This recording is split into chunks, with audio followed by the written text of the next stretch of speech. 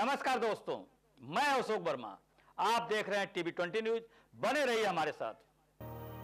शुक्रवार को अपर निदेशक प्रमुख अधीक्षक डॉक्टर आमोद कुमार मंडली जिला चिकित्सालय आजमगढ़ द्वारा ब्लड सेंटर के कंपोनेंट में स्थापित नए ब्लास्ट फ्रीजर का फीता काटकर शुभारंभ किया गया। उक्त मशीन इटली में साइंटिफिक कंपनी द्वारा KW साइंटिफिक कंपनी द्वारा निर्मित है। मशीन इंटास फार्मास्यूटिकल द्वारा ब्लड सेंटर को CSR फंड से डोनेट की गई है। उक्त मशीन में प्लाज्मा 30 मिनट में फ्रीज होता है। कम समय में प्लाज्मा के जमने से प्लाज्मा के अंदर विद्यमान गुणवत्ता बनी रहती है। जमे हुए प्लाज्मा की गुणवत्ता का मूल्यांकन फ्रीजिंग से पहले और बाद में फाइब्रिनोजेन की सांद्रता के मूल्यों और फ्रीजिंग के बाद फैक्टर 8 की सांद्रता फ्रीजिंग प्लाज्मा में विद्यमान रहता है। उक्त फ्रीजिंग प्लाज्मा में 96% फाइब्रिनोजेन और 8% फैक्टर 8 की सांद्रता रिकवरी से मरीजों को अच्छे लाभ होते हैं। वर्न एवं सर्जरी के मरीजों को त्वरित गति से अच्छी हीलिंग उक्त प्लाज्मा चढ़ाने से होती है।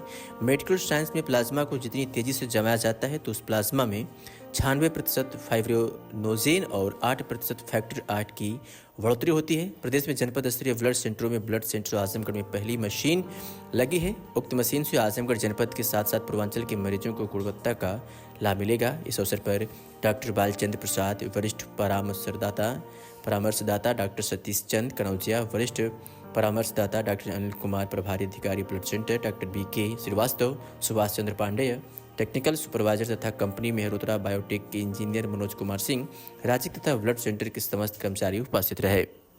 क्या इसका कार्य है? ब्लास्ट फ्रीजर इस मशीन का नाम है और ये हम लोग को डोनेशन में प्राप्त हुआ है। CSR फंड से डोनेट करवाया गया है। ये करीब 37 लाख के लगभग की मशीन है और इस मशीन में प्लाज्मा जो सेपरेट होकर के ब्लड और प्लाज्मा RBC और प्लाज्मा 2 कंपोनेंट होते हैं। तो प्लाज्मा सेपरेट होने के बाद प्लाज्मा को पुराने वाले फ्रीज में जमने में या उसको फ्रोजन करने में कम से कम 8 से 10 घंटे लगते थे, 12 घंटे लगते थे। लेकिन इसमें क्या है, विदिन हाफ एन आवर जो है ये फ्रोजन हो जाएगा, जिससे इसके कुछ कंपोनेंट हैं वो सुरक्षित रह जाते हैं। जैसे फाइब्रिनोजेन है वो सुरक्षित रह जाएगा, इसके फैक्टर 8 जो है वो सुरक्षित रह जाएंगे। उसके बाद इसके इस्तेमाल से जो है सर्जरी में या बर्न के केसेज में वुंड हीलिंग में आसानी होती है, जल्दी से वुंड हीलिंग होता है। तो सर, जैसे इसका बड़े पैमाने में जो बच जाता है प्लाज्मा तो कहाँ जाता है? प्रोटीन बनाने के लिए काम नहीं आता है? उसका अनुबंध होता है, किसी कंपनी से अनुबंध करके उसको सेल किया जाता है, जिससे कुछ पैसे इस अस्पताल को, ब्लड बैंक को प्राप्त होते हैं और उन पैसों का इस्तेमाल ब्लड बैंक के डेवलपमेंट के कार्यों में लगाया जाता है। तो यहाँ पर किस प्रकार के मरीजों को इसका लाभ मिलेगा? इसका लाभ मिलेगा, जैसे बर्न के मरीज हैं उनको लाभ मिलेगा, जो जिनकी सर्जरी हुई है उनको यदि सर्जन लिखेंगे तो उससे उन पेशेंट्स को लाभ मिलेगा। फिर कंपनी में यदि जाती है तो कंपनी वाले कुछ ये जो इंग्रेडिएंट हैं इसको सेपरेट करके उसका अलग यूटिलाइजेशन करके लोगों को लाभ पहुँचवाएंगे। उत्तर प्रदेश में कितनी जगहों पर ऐसी मशीनें स्थापित हैं? बहुत जानकारी तो नहीं, लेकिन बहुत ज़्यादा अच्छा KGMC डिस्ट्रिक्ट लेवल पे ये शायद पहली मशीन होगी।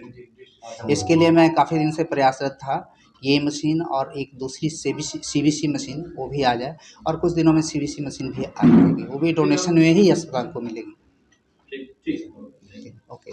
और किस तरह से ये लोगों के लिए अच्छा है? सर ने तो मैं पूरा विधिवत बता दिया है। मैं तो अब उसका पालन कराऊंगा, जो भी हो सकता है उससे पूरा प्रयास करूंगा। बेसिकली इसका काम क्या होता है? वही तो बता रहे हैं सर, सर्जरी में होगा, बर्न केस में होगा, ये सब होगा। जिसको जैसा डिमांड होगा उसका उपलब्ध कराया जाएगा। ठीक है।